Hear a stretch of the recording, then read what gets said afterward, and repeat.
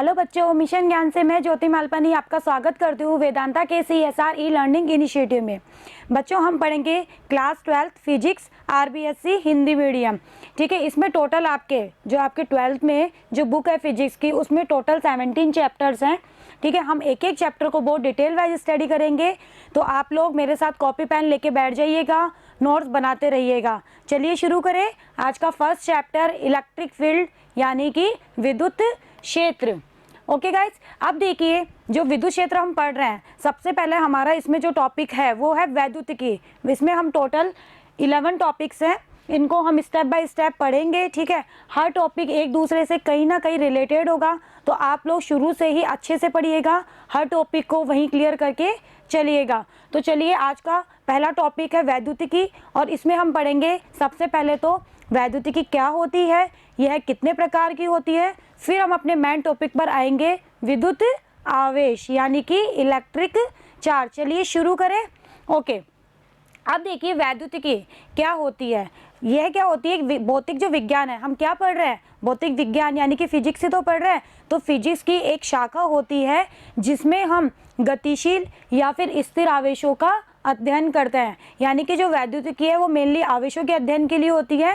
जब आवेश स्थिर हो, स्थिर का मतलब एक जगह हो, और जब आवेश गति करने लग जाए, तो इन दोनों को ही हम किस में अध्ययन करते हैं, वैद्युतिकी में। ठीक है, तो इसी के आधार पर यह दो प्रकार की होती है, स्थिर वैद्युतिकी और गतिशील वैद्युतिकी। अब देखिए, आपको नाम से ही समझ में आ रहा होगा, स्थिर मतलब ऐसी वैद्युतिकी जिसमें हम स्थिर आवेशों का अध्ययन करते हैं। ठीक है, स्थिर वैद्युतिकी कहलाती है। और गतिशील ऐसी वैद्युतिकी जिसमें हम गतिशील आवेशों का अध्ययन करते हैं, यानी कि अब आवेश आपका एक जगह नहीं है, वो गति कर रहा है। तो गति करता है तो कोई अलग फील्ड उत्पन्न करता है। अभी हम पढ़ेंगे आगे कि स्थिर आवेश होता है तो कौन सा फील्ड उत्पन्न होता है, गतिशील आवेश होता है तो कौन सा फील्ड उत्पन्न होता है, और दोनों ही हमारे सिलेबस में है और दोनों को ही हम डिटेल वाइज स्टडी करेंगे। चलिए, तो गतिशील वैद्युतिकी क्या हुई, भौतिक विज्ञान की वह शाखा जिसमें हम गतिशील आवेशों का अध्ययन करते हैं, गतिशील वैद्युतिकी कहलाती है। तो समझ में आया, स्थिर और गतिशील। चलिए, अब हम आवेश की बात कर रहे हैं। भाई आवेश क्या होता है, अब ये तो जाने कि आवेश क्या होता है। ठीक है, इसकी क्या प्रॉपर्टीज होती है, इसका क्या मात्रक होता है। चलिए शुरू करते हैं आवेश से। विद्युत आवेश, इसे कहते हैं इलेक्ट्रिक चार्ज। देखिए, थोड़ा सा आप लोग इंग्लिश जो वर्ड्स हैं उनको भी आप लोग ध्यान में रखिएगा। क्योंकि आप लोग जब हायर स्टडीज़ में जाएंगे तो आगे क्या होता है, जितनी भी स्टैंडर्ड बुक्स होती है मेनली इंग्लिश में ही होती है। तो अगर आपको वहाँ से कोई टॉपिक पढ़ना होगा और आपको अगर यहीं से ही आपको इंग्लिश वर्ड्स आने लगेंगे तो वहाँ आपको प्रॉब्लम क्रिएट नहीं होगी। वरना क्या करोगे, डिक्शनरी लेके बैठोगे उस टाइम और फिर वर्ड्स ढूंढते रहोगे कि भाई इसको इंग्लिश में क्या कहते हैं। तो आप लोग यहीं से ही अपना बेसिक मजबूत करिए, इंग्लिश भी वर्ड्स याद रखिए और हिंदी भी याद रखिए। ठीक है, तो विद्युत आवेश इलेक्ट्रिक चार्ज।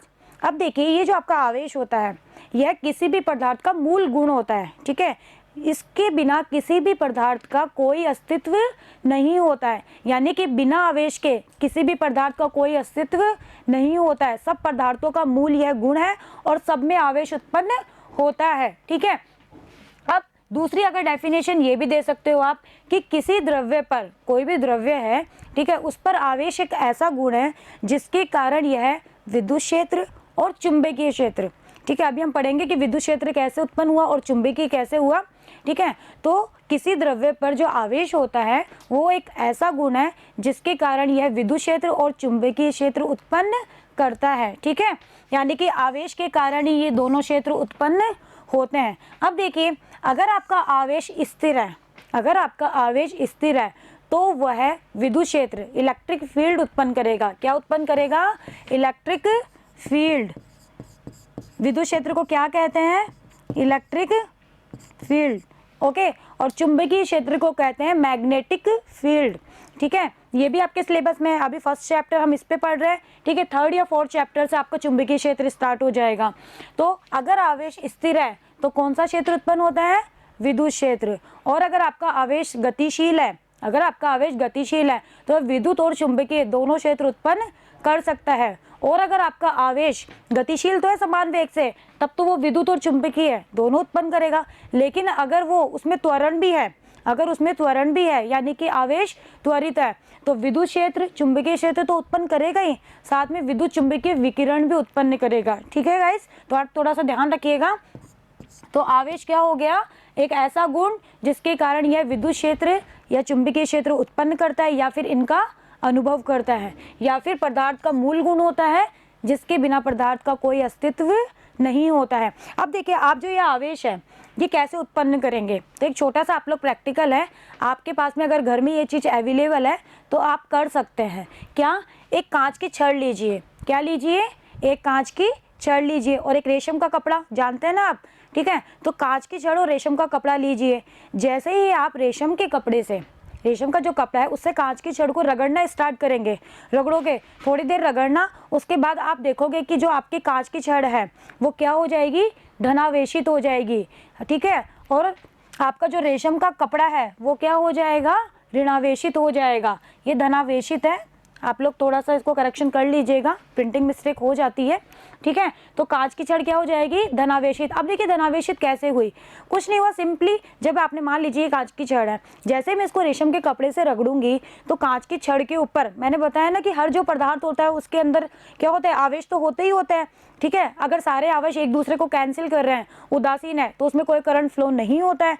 ठीक है, लेकिन अगर मुक्त आवेश हो तो करंट फ्लो हो सकता है। ठीक है, तो कांच की छड़ में क्या होंगे, आवेश होंगे, तो यहाँ से क्या करेंगे, जो इलेक्ट्रॉन है वो निकल के किसके ऊपर चले जाएंगे, रेशम के कपड़े के ऊपर, जिसकी वजह से कांच की छड़ के अंदर कुछ रिक्त स्थान रहेगा, नहीं रहेगा भाई। यहाँ से इलेक्ट्रॉन चले गए रेशम के कपड़े के ऊपर तो यहाँ पे एक रिक्त स्थान रहेगा जिसे हम नॉर्मल लैंग्वेज में बोलते हैं होल, और इसी होल को हम बोलते हैं पॉजिटिव या धनावेश।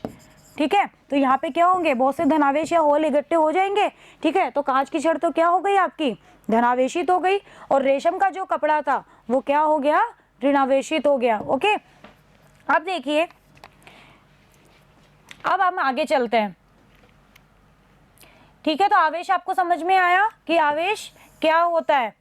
अब देखिए नेक्स्ट हमारा टॉपिक है कि आवेश के प्रकार, यानी कि जो आवेश हम पढ़ रहे हैं, ठीक है, वो कितने प्रकार के होते हैं, टाइप्स ऑफ चार्जेस। ठीक है, या चार्ज।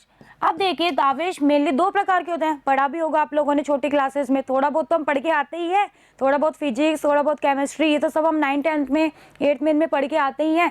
तो आवेश दो प्रकार के होते हैं, कौन कौन से होते हैं, धनात्मक और ऋणात्मक। दो आवेश पढ़े ना, पॉजिटिव और नेगेटिव, पढ़े हैं ना आप लोगों ने।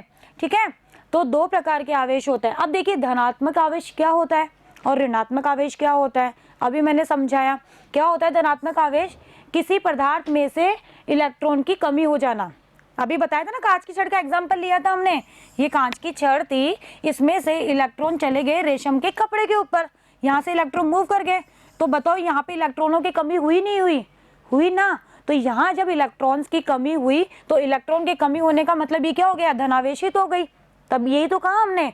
ठीक है, तो ये क्या है, धनात्मक आवेश, यानी कि किसी पदार्थ में से अगर इलेक्ट्रॉन निकाल लिए जाए तो वह पदार्थ धनावेशित हो जाता है। अब इलेक्ट्रॉन का जस्ट उल्टा प्रोटॉन होता है ना भाई, इलेक्ट्रॉन का अपोजिट तो होता है, इलेक्ट्रॉन पे माइनस चार्ज, प्रोटॉन पे प्लस चार्ज। तो प्रोटॉन के रूप में अगर डेफिनेशन दे तो बताइए क्या होगी, यही तो होगी कि प्रोटॉन की अधिकता। भाई अगर इलेक्ट्रॉन कम हो रहे हो तो डेफिनेटली यहाँ प्रोटॉन बढ़ रहे हैं ना, धनात्मक चार्जेस बढ़ रहे हैं ना, तो दोनों ही किसकी डेफिनेशन है, धनावेश की। तो आप दोनों डेफिनेशन याद रखिएगा, इलेक्ट्रॉन की कमी होना भी धनावेश है और प्रोटॉन की अधिकता या प्रोटॉन का बढ़ना भी क्या है, धनावेश है। और इसको हम शॉर्टकट में ऐसे लिखते हैं, पॉजिटिव चार्ज।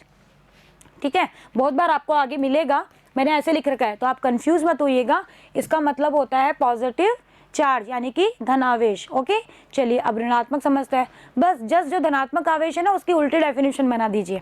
वहाँ इलेक्ट्रॉन की कमी हो रही थी, ऋणात्मक में क्या होगा, इलेक्ट्रॉन की अधिकता हो जाएगी। भाई होगी नहीं होगी, ये रेशम के कपड़े के ऊपर इलेक्ट्रॉन जा रहे हैं, आप इसको इलेक्ट्रॉन दे रहे हो, तो यहाँ इलेक्ट्रॉन बढ़ेंगे नहीं बढ़ेंगे, तभी तो ये ऋणावेशित हुआ। तो इलेक्ट्रॉन की अधिकता होना, और अगर प्रोटॉन के रूप में डेफिनेशन दे तो बताइए प्रोटॉन की कमी हो जाना। ठीक है, इसका उल्टा ही तो हुआ, इसमें अधिकता हो रही थी, इसमें कमी हो गई, इसमें कमी हो रही थी, इसमें अधिकता हो गई। तो आपको दोनों डेफिनेशन से याद रखनी है। ओके, तो ये कहलाता है ऋणावेश। शॉर्टकट में इसको ऐसे लिखते हैं हम, नेगेटिव चार्ज। तो कहीं भी आपको ये दिख जाए तो समझ लेना इसका मतलब क्या है, ऋणावेश। ओके, और इसका मतलब धनावेश। चलिए आगे चलें, मेरे साथ साथ आप लोग नोट ज़रूर बनाते रहिएगा।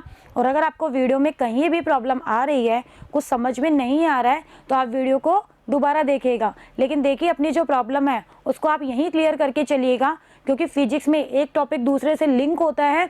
अगर ये प्रॉब्लम यहाँ रह गई आपकी, तो वो आगे तक आपको प्रॉब्लम क्रिएट करेगी। तो उसको वहीं क्लियर करिएगा, वीडियो को बार बार देखिएगा, आपको समझ में आ जाएगा। ओके, और साथ साथ अपनी बुक भी रेफर करते रहिएगा, बुक से भी पढ़िएगा, नोट से भी बनाइएगा, स्लाइड से भी पढ़िएगा। ओके गाइस, चलिए आगे चले। अब देखिए, आपको बहुत अच्छे से पता है कि जो आधुनिक मत दिए गए हैं, ठीक है, उनमें ये बताया गया है कि जो प्रत्येक द्रव्य होता है वो परमाणुओं से मिलकर बनता है। पढ़ते हैं ना हम केमिस्ट्री में कि प्रत्येक जो द्रव्य होता है वो बहुत सारे परमाणुओं से मिलकर बना होता है, ठीक है। और परमाणु किससे मिलकर बना होता है बताइए, पढ़ा होगा आप लोगों ने, किससे मिलकर बनता है परमाणु? परमाणु मिलकर बनता है इलेक्ट्रॉन और नाभिक से। परमाणु में दो ही तो चीजें होती है, एक नाभिक होता है जो उसके सेंटर में होता है, और इलेक्ट्रॉन होता है जो उसके कक्ष में गति करता है। पढ़ा है ना आप लोगों ने? इस डायग्राम में देखिए, ये कक्ष है जिसमें इलेक्ट्रॉन क्या कर रहा है, गति कर रहा है, और ये आपका क्या है, ये नाभिक है, ठीक है।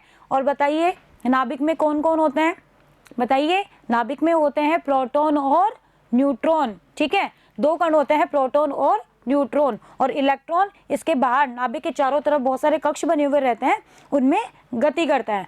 अब देखिए, ये जो प्रोटॉन और न्यूट्रॉन होता है, इनको कंबाइंड रूप से क्या कहते हैं, न्यूक्लियॉन। क्या कहते हैं, न्यूक्लियॉन। ओके गाइस, कंबाइंड रूप से इनको क्या कहते हैं, न्यूक्लियॉन्स। मतलब न्यूक्लियॉन का मतलब होता है प्रोटॉन और न्यूट्रॉन, ठीक है, जो नाभिक में होते हैं। अब देखिए, ये मैंने बता दिया कि प्रोटॉन और न्यूट्रॉन कहाँ होते हैं, नाभिक में होते हैं।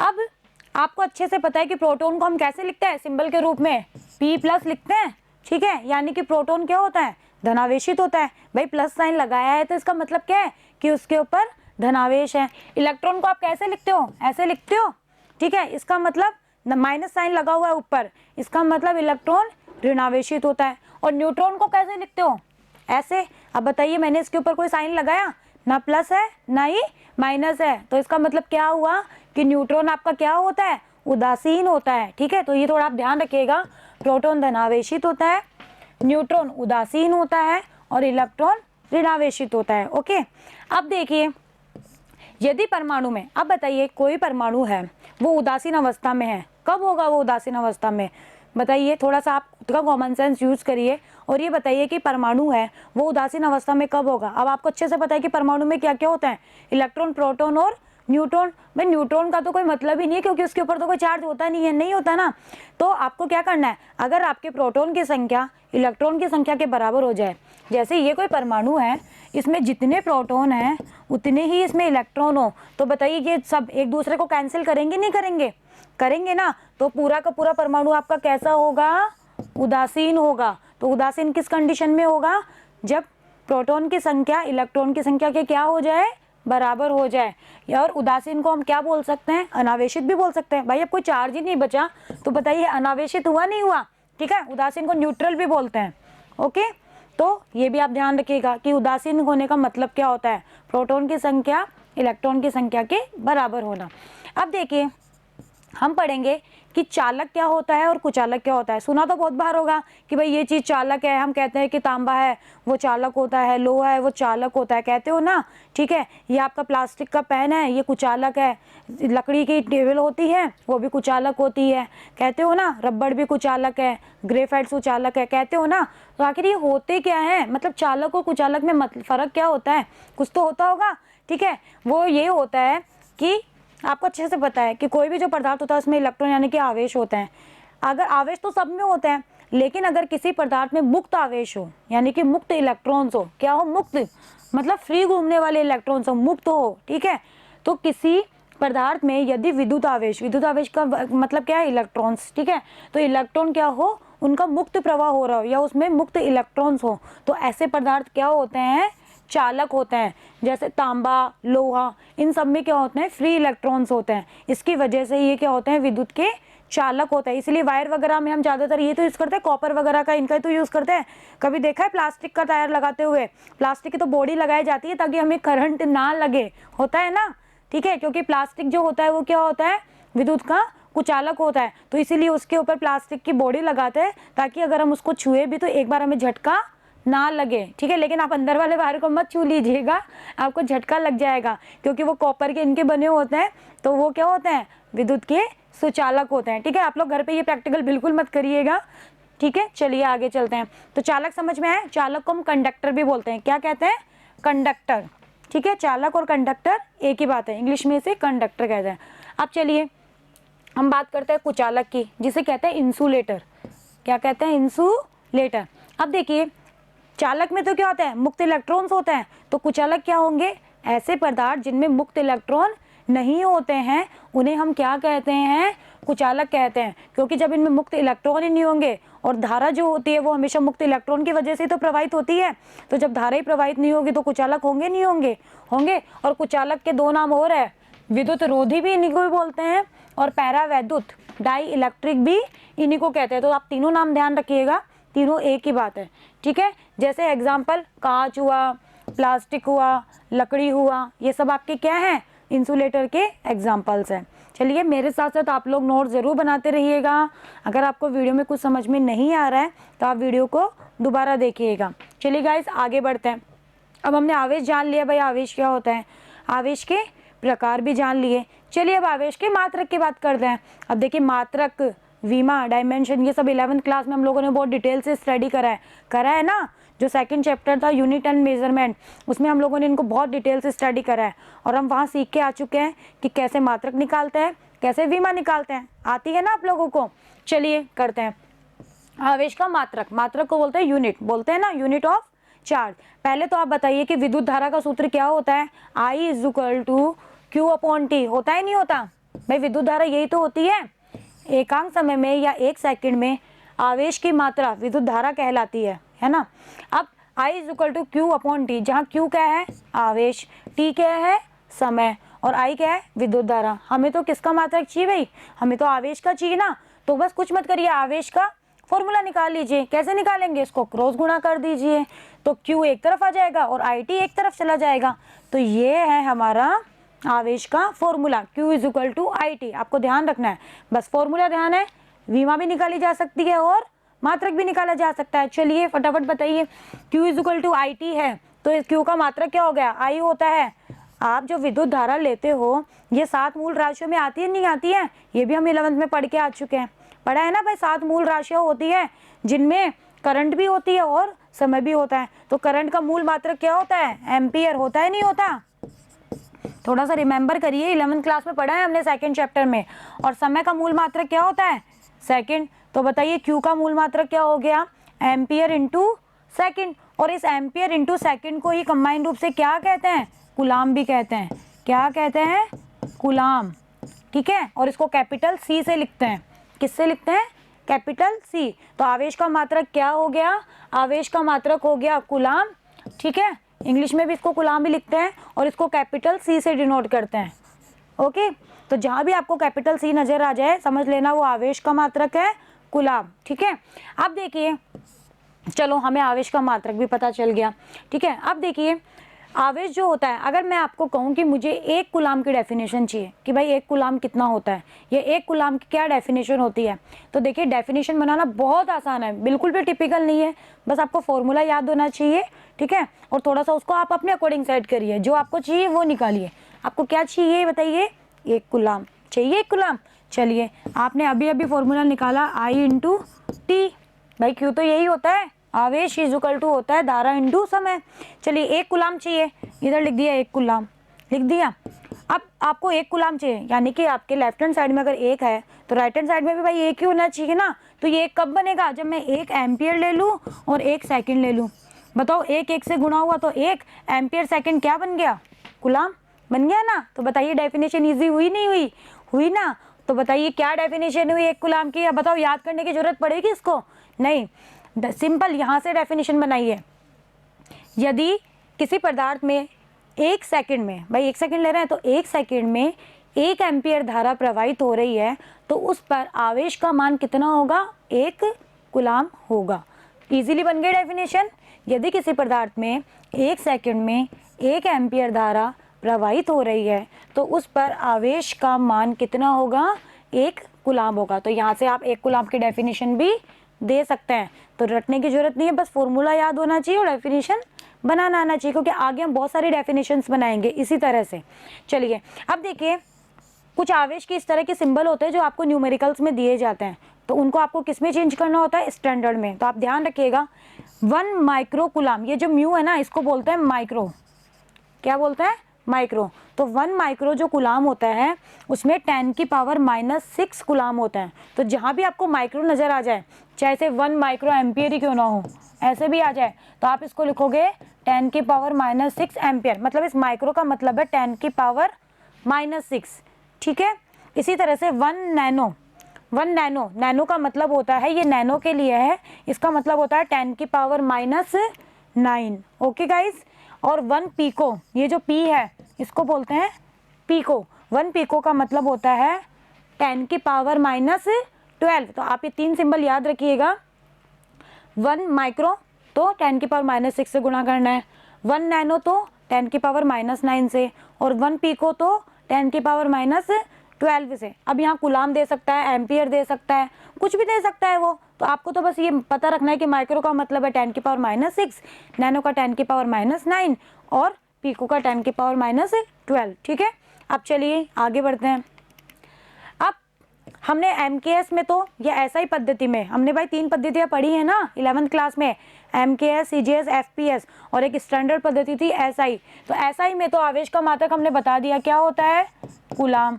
ये तो किस में है, एसआई में, ठीक है। अब सीजीएस भी तो है, तो देखो सीजीएस जो पद्धति होती है उसमें आवेश के जो मात्रक होता है वो होता है स्टेट कूलाम। स्टेट कूलाम को शॉर्टकट में लिखते हैं ESU, या ये यहाँ नहीं आके यहाँ आएगा, ठीक है, या फिर फ्रैंकलिन, ठीक है, एक साइंटिस्ट के नाम के ऊपर पढ़ा है ये, ठीक है, जिसने दिया था।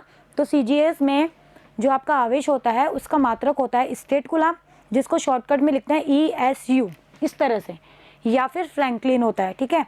अब देखिए 1 जो कूलाम है, 1 जो कूलाम है उसमें 3 × 10 की पावर 9 ESU होते हैं। तो अगर आपको ESU में मात्रक दे दिया जाए और कूलाम में पूछे तो 3 × 10 की पावर -9 से भाग कर देना।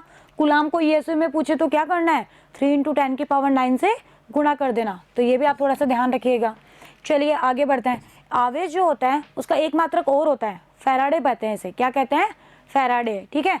ये रहा फैराडे, ये भी साइंटिस्ट के नेम पर ही पड़ा है, ठीक है। तो 1 जो फैराडे होता है उसमें कितने कूलाम होते हैं, 96500, ठीक है, 96500 कूलाम होता है। तो ये भी आप थोड़ा ध्यान रखिएगा। तो आवेश के हमने 3-4 मात्रक देख लिए।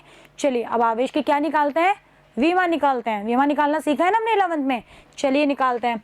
आवेश की विमा कैसे निकालते हैं, फॉर्मूले से निकालते हैं। Q = क्या है, IT। और जब भी हम विमा निकालते हैं तो विमा मूल राशियों के रूप में निकालते हैं। अब धारा भी मूल राशि है भाई, पता है हमें, समय भी क्या है, मूल राशि है, तो विमा निकालना आसान। धारा की जो विमा होती है उसको लिखते हैं A से, है ना वो 7 मूल राशियाँ, थोड़ा सा याद करिएगा, याद आ जाएगा। समय की विमा को लिखते हैं कैपिटल T से। तो Q की विमा क्या आ गई, T और A, या फिर 1 पावर लगा दो भाई, 1 है तो, ठीक है। अब देखो विमा को जब हम नॉर्मली लिखते हैं तो MLT के रूप में लिखते हैं, हमने पढ़ा था ना विमीय समीकरण को। अब यहाँ ना तो M है, MLT नॉर्मली इस फॉर्म में लिखते हैं, क्योंकि ज़्यादातर जो भी फिजिकल क्वांटिटीज़ यानी कि भौतिक राशियाँ होती है वो MLT के रूप में होती है। और बाकी की जो 4 बच गई भाई, ये तो है द्रव्यमान मास, ये है लेंथ लंबाई, ये है समय। अब बाकी 3-4 राशि और बच गई ना, ज्योति तीव्रता है, पदार्थ की मात्रा है, विद्युत धारा है, ताप है, तो इनको हम इसके आगे लिखते हैं। अब यहाँ ना M है ना L है, तो हम कैसे लिखेंगे इसको पूरी फॉर्म में, M की पावर 0, L की पावर 0, T की पावर 1, A की पावर 1। ये हो गया हमारा आवेश का विमा। और विमा क्या है इसकी, 1 या 0011, ठीक है। क्योंकि आपको पता है M की पावर 0, किसी भी संख्या की पावर 0 हो तो उसका मान क्या होता है, 1 होता है। एक्सेप्शन छोड़ दीजिए, मैथ्स में एक्सेप्शन भी होता है, ठीक है। नॉर्मली क्या होता है, 1 होता है। तो इन दोनों का मान 1 होगा, तो 1 से इनको गुणा करेंगे तो कोई फर्क नहीं पड़ता है, इसलिए इसकी विमा क्या हो गई, ये हो गई। बताइए, विमा भी आसान है ना। और ये रही 1 कूलाम की डेफिनेशन, जो मैं आपको अभी पढ़ा चुकी हूँ कि 1 कूलाम की डेफिनेशन क्या होती है, ओके।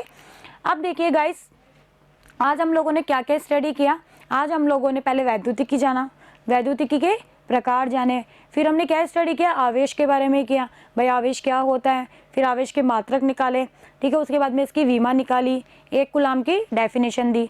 तो अब हम नेक्स्ट जो वीडियो है उसमें हम पढ़ेंगे आवेश के गुणधर्म, यानी कि इसकी क्या क्या प्रॉपर्टीज़ होती है। तो बच्चों आज के लिए इतना ही, मिलते हैं नेक्स्ट वीडियो में नेक्स्ट टॉपिक के साथ। तब तक के लिए थैंक यू।